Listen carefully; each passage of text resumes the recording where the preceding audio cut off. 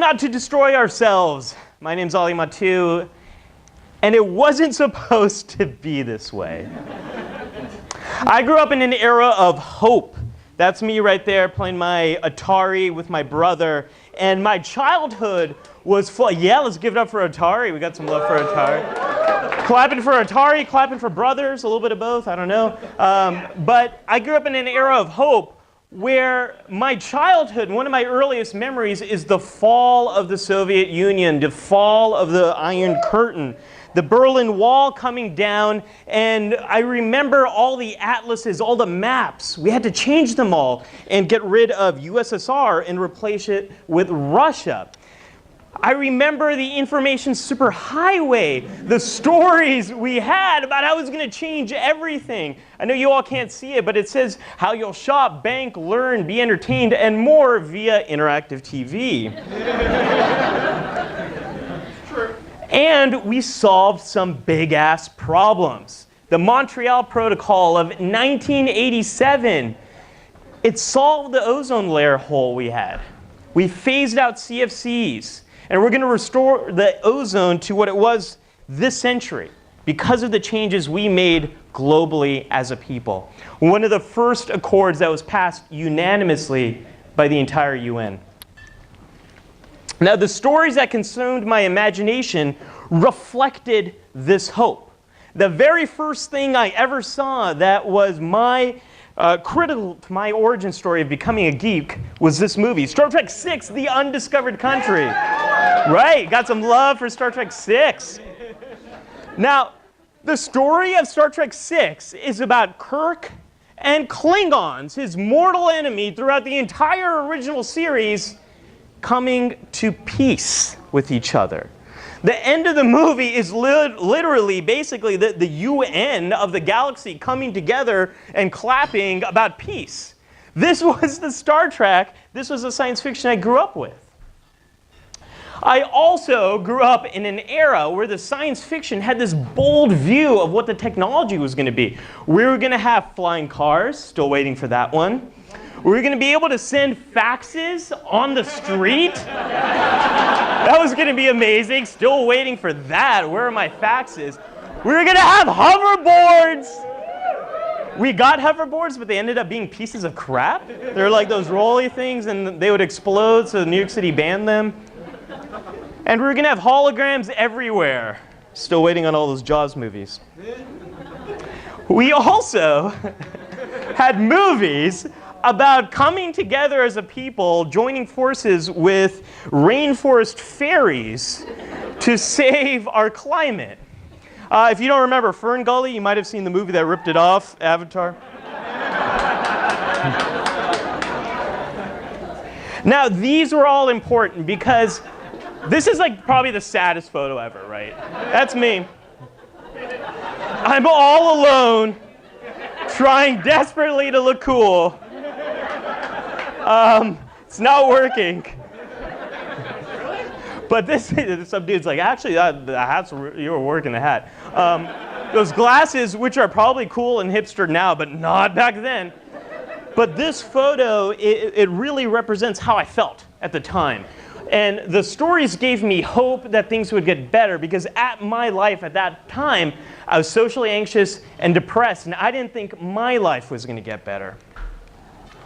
Well, it turns out 2017 has pretty much become the darkest timeline.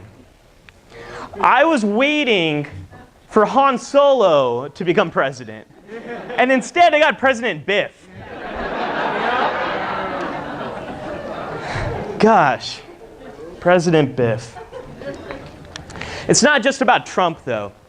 If we look at what's happening and what happened with our new Supreme Court Justice Gorsuch, who was approved today, what's happened is we've lost the ability to work together. Both parties. It's not just the Republicans, it's also the Democrats.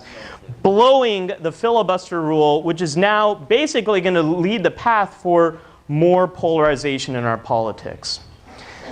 If we look at technology, that information superhighway, the internet is essentially now a really nasty place, full of trolls, anonymity, fake news.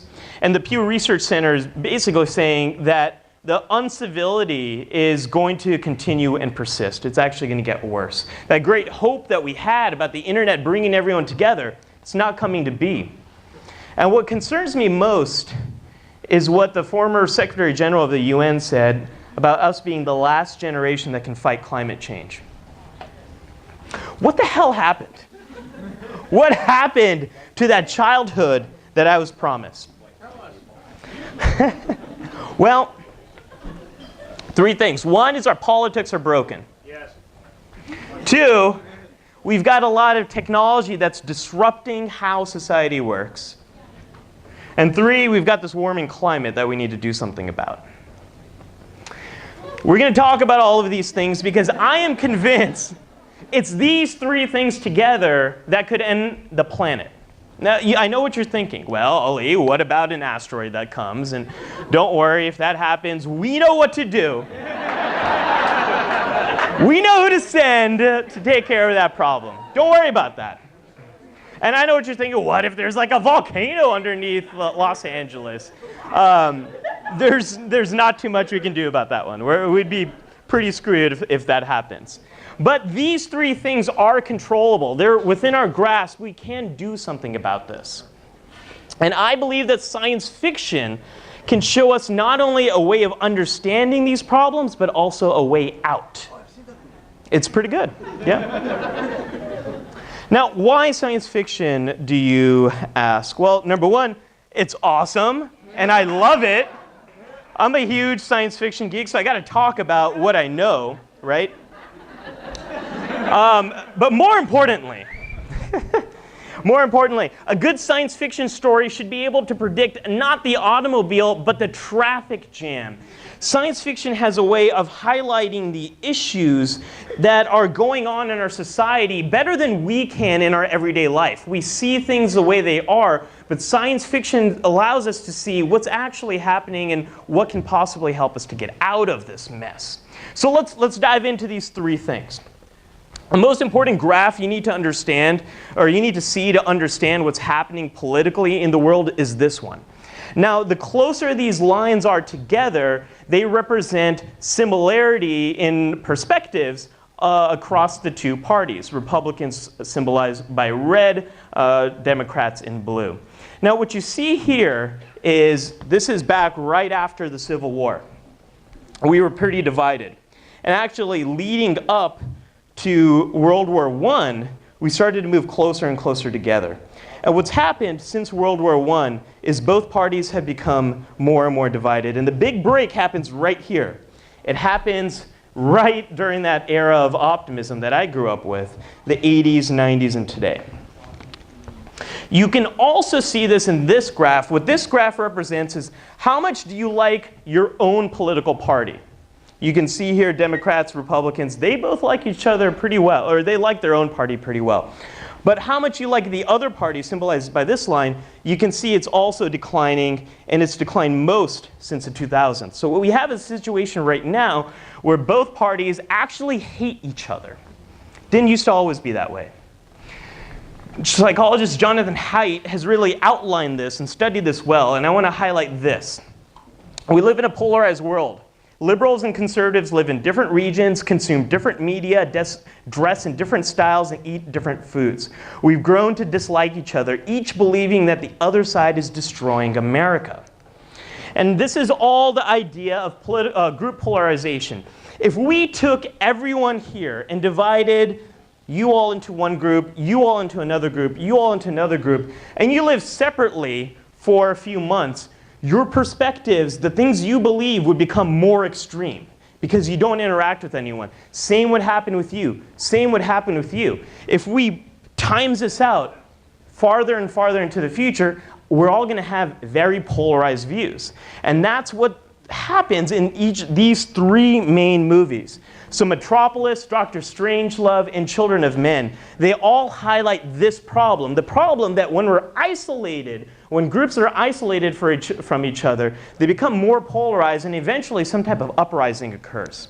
I want to show you this little clip from Dr. Strangelove. Mandrake, have you never wondered why I drink only distilled water or rainwater, and only pure grain alcohol. Well, it did occur to me, Jack, yes. Have you ever heard of a thing called fluoridation? Fluoridation of water? Yes, I have heard of that, Jack, yes. Yes. Well, you know what it is? Yeah. Do you realize that fluoridation is the most monstrously conceived and dangerous communist plot we have ever had to face?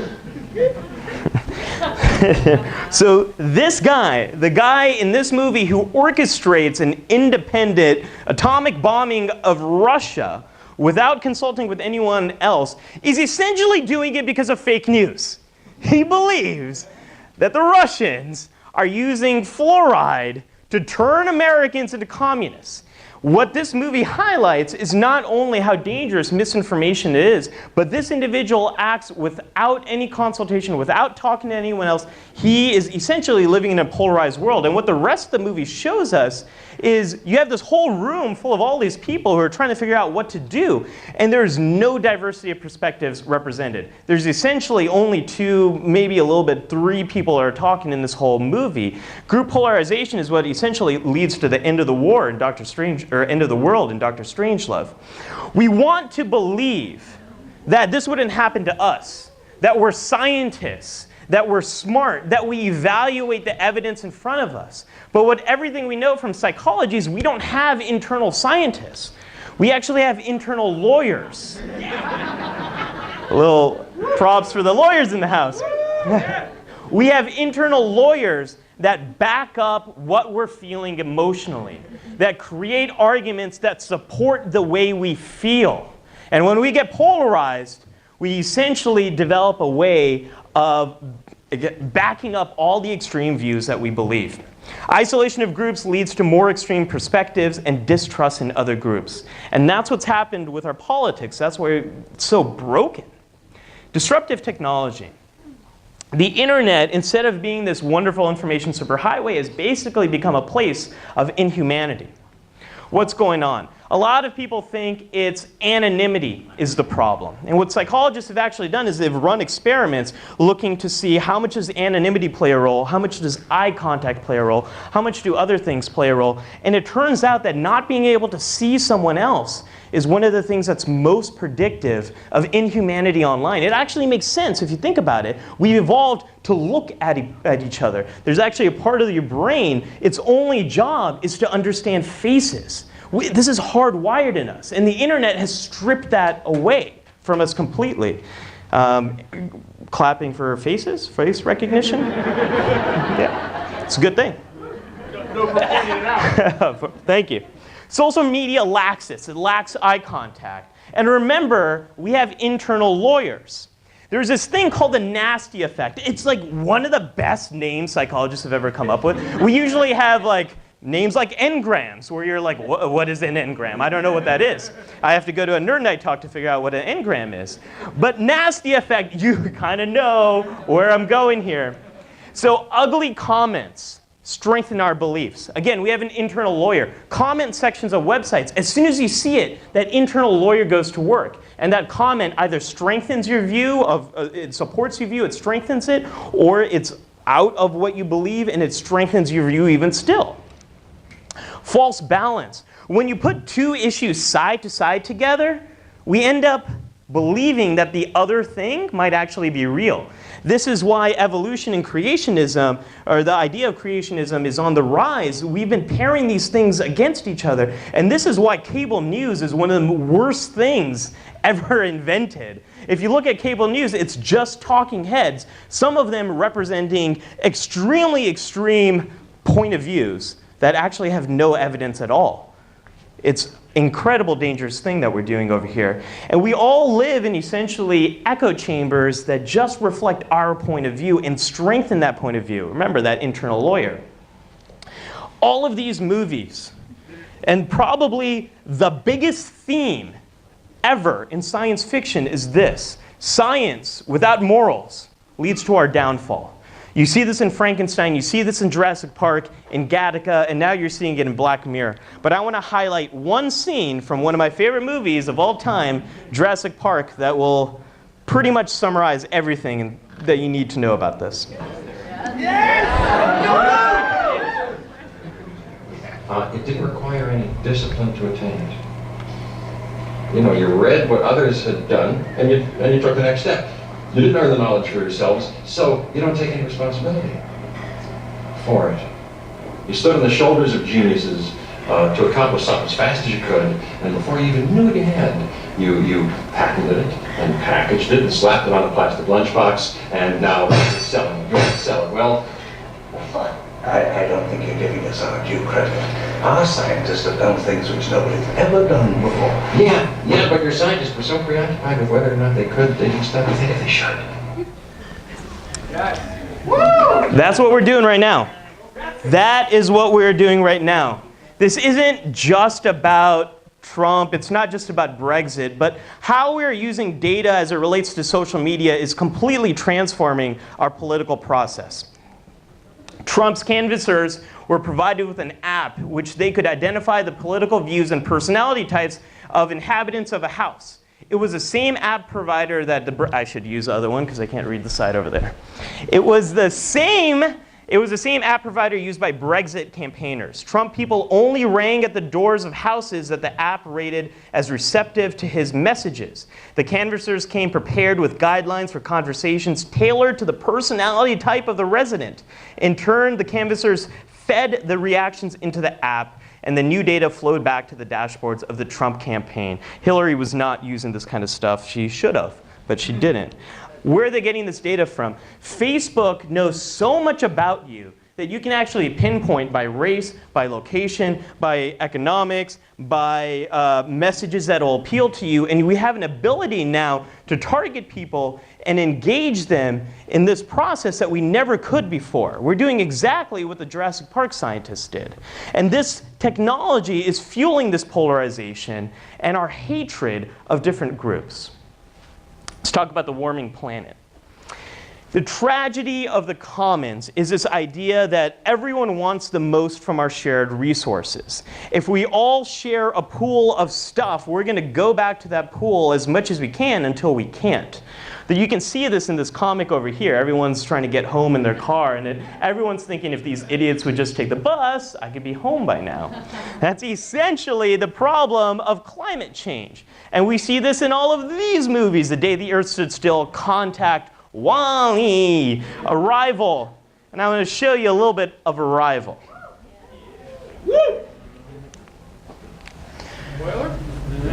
No spoilers. You don't have to worry about it. What you see in Arrival, and what's so beautiful about this movie, is the idea of first contact is essentially the same problem we have communicating globally. We don't know what the other person's talking about. We're not speaking the same language. Oh, yeah. That's incredible. Are you with us? Yes, sir. I'm going back to bed again.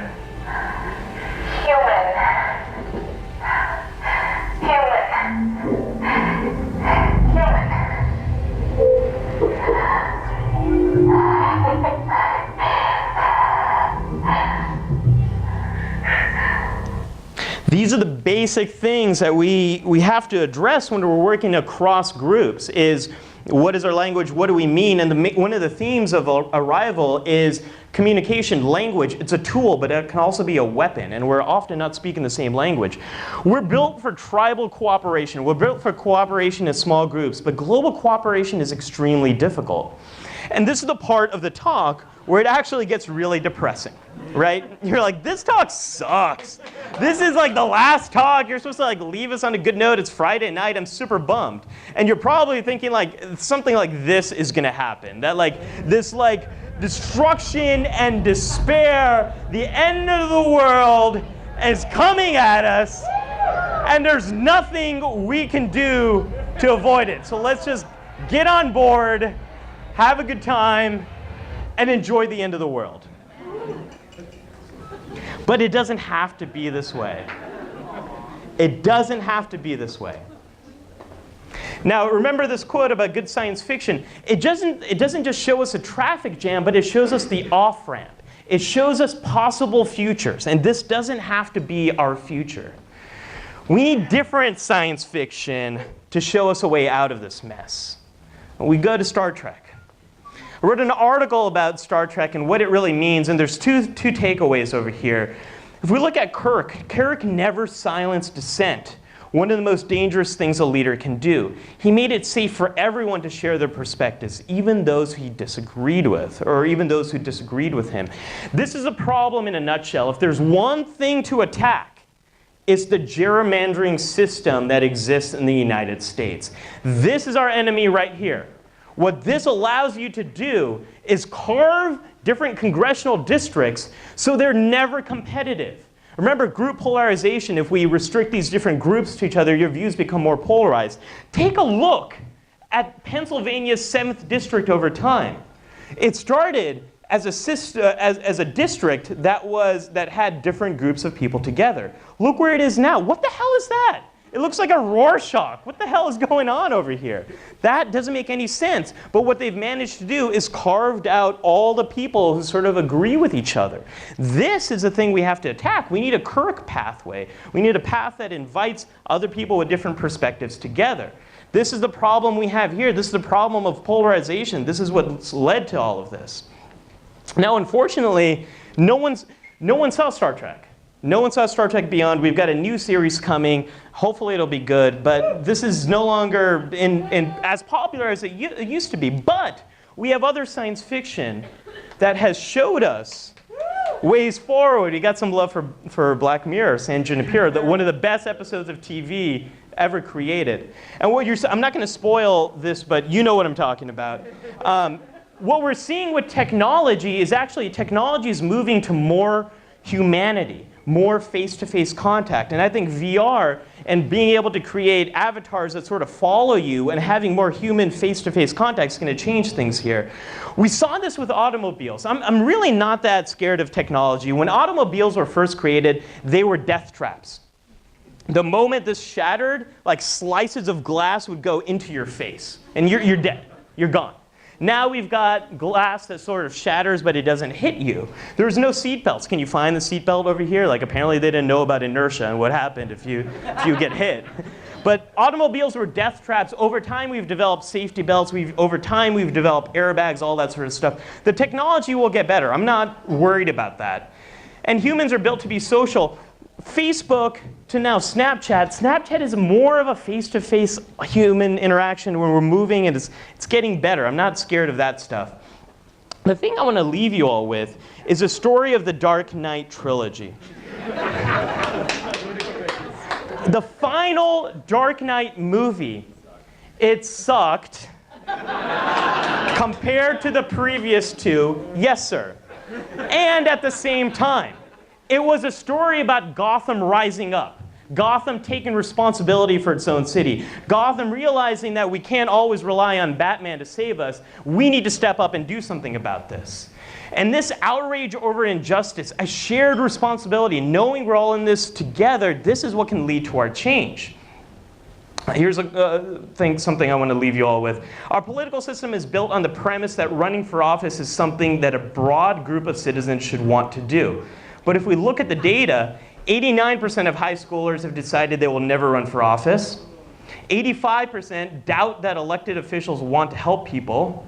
And 79% don't think politicians are smart or hardworking. So how do we not destroy ourselves? Well, we've kind of talked about these four things that we really need to do. But this is the last message here, the final point.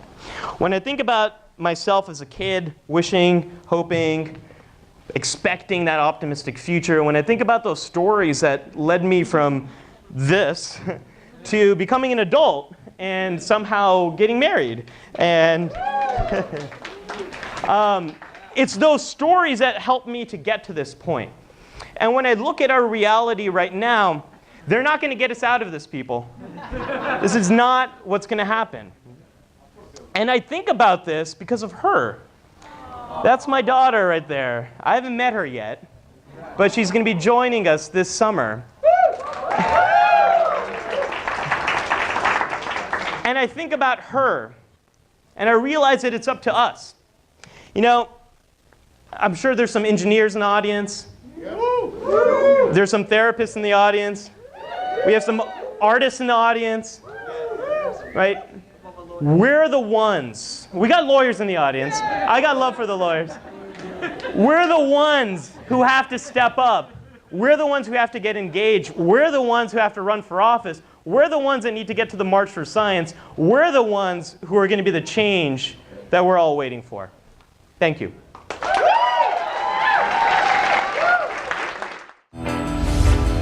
Go to nerdnite.com to find a Nerd Nite event near you. And don't forget to subscribe to our channel for our latest presentation.